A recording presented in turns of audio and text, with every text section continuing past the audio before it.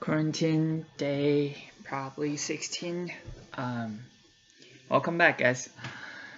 So last week, I don't think a lot of things happened. Mainly just first week of school, and um, a lot of people have been saying, "Oh, I hate online classes." A lot have been saying, "Yeah, I like them." My personal take is that I feel like at this point, live meetings could be hurting people just because a lot of people don't have that internet access or good internet access. Um, I think for professors who do upload videos for lectures and stuff instead of like live meetings, I think that's better because if we forget something, we can always go back and look at them so that we can actually understand everything they're saying or take notes if for stuff that we missed. That's my take on it. I just think at this point, like I said in the last episode, we should keep hopeful, stay positive, and try to understand that technology doesn't always work. And in this crazy time, like it's stressful for you guys, it's stressful for me, especially I live in another country. It's stressful for the professors and teachers too because they have to figure everything out um, without a contingency plan, so they're still learning and making things happen as we go. So try to just be understanding. I think that's my message to you. Like over the past weeks, I have talked with people like who are super negative, and I'm just trying to encourage them not to. That's what I think. Also, I think what's helpful is for badgers, especially for you guys, uh, use this. All right, use this. It's very helpful. Like I do organize my day. I make things that I need to do every day. I plan my week.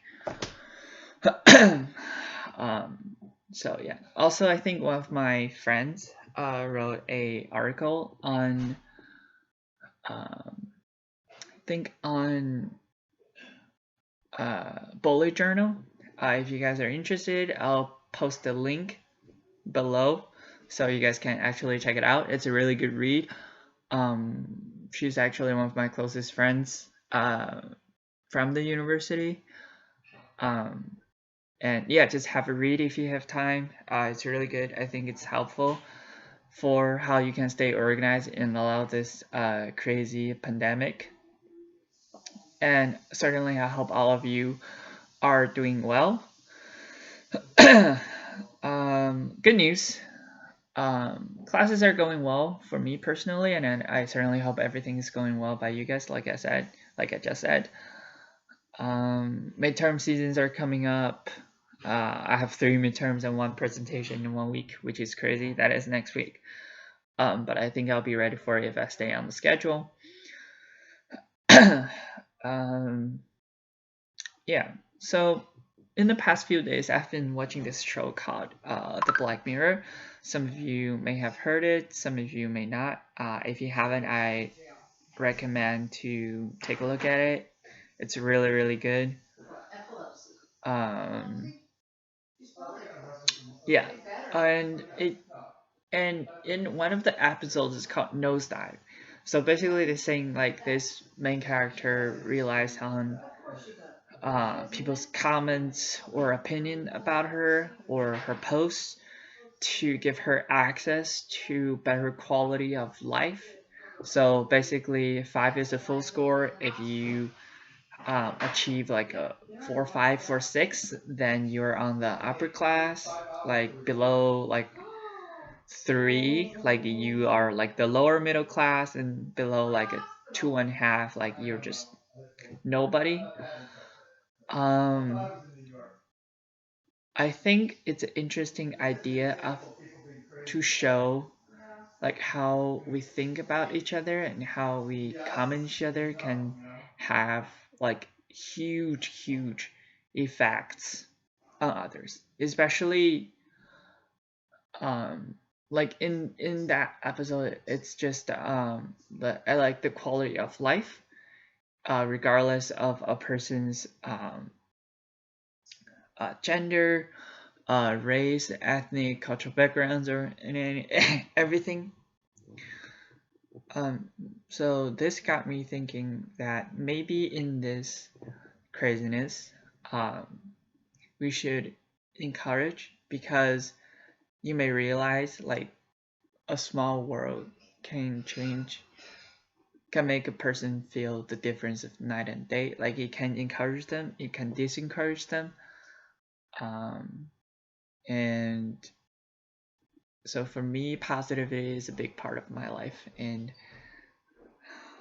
yeah, and I just think that if we could keep spreading the positivity, encourage each other, like we can get through this. And like one of my TAs said, we're all in this together. Uh, by the way, if you didn't get this High School Musical reference, I strongly recommend you watch it. It's a really good movie. So yeah. So anyway, I just think so. I've been playing a lot of Call of Duty, and I think it sort of distracts myself from being stressed out and everything, so it's good. Also, I figured that this is a really good time for you to binge watch shows or movies if you have time, but always remember academics first. Yeah, so I don't have a lot of materials for you guys to say recently, but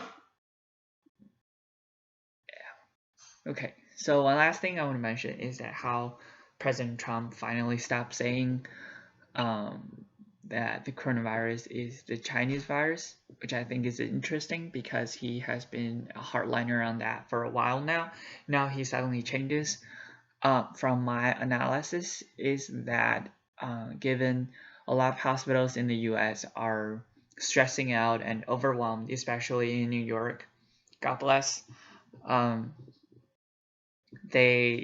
he might request aids or medical help from China. And personally, I don't know how this is going to turn out, given that there was the trade war and he's been pretty harsh to China, towards Chinese people. I'm expecting some sort of protest in the US of why China shouldn't help. But I also know that China has been always, like in this crisis, China will stand from a humanitarian point of view and help the US get through this no matter what, because virus does not discriminate and Chinese people have always been kind and kind to others. I think that's how China stands on pretty much all international humanitarian crisis, is that China will help if they can. I know this will bring out the argument about how the re-education camp in China. Honestly, I'll tell you guys is that I don't really know what's happening, so I'm not going to make a comment about it. From what I've heard, a lot of my friends would consider that this is a violation of human right, if it's true. If it's not true, then they didn't say anything. Yeah, so that's kind of interesting. Well, also, a conversation with my dad actually have been interesting, and when you get to think about it. China, which is a authoritarian regime, authoritarian rule, centralized power, but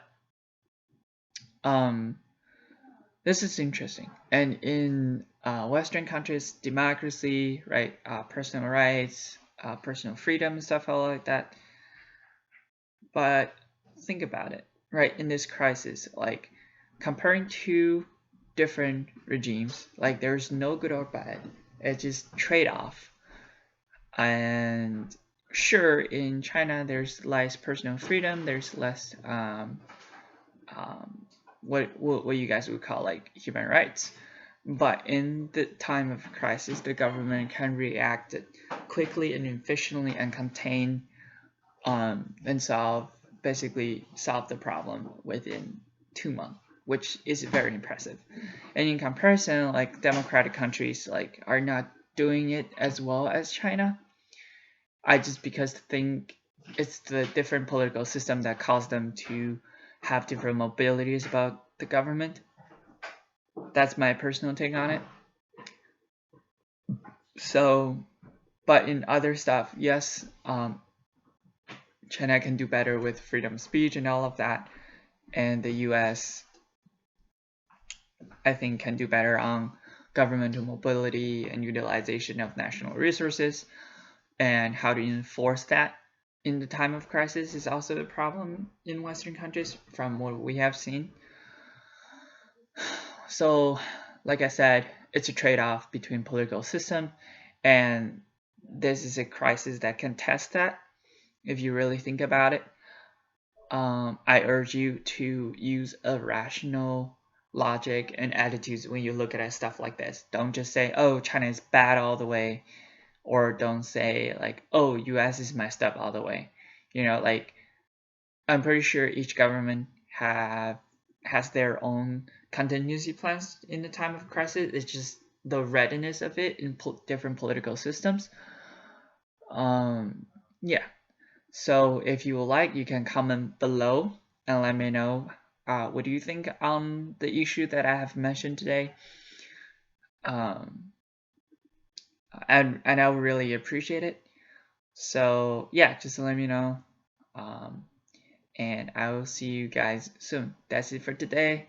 Stay tuned in my channel for both. Click subscribe if you like, and I'll try to keep this weekly update.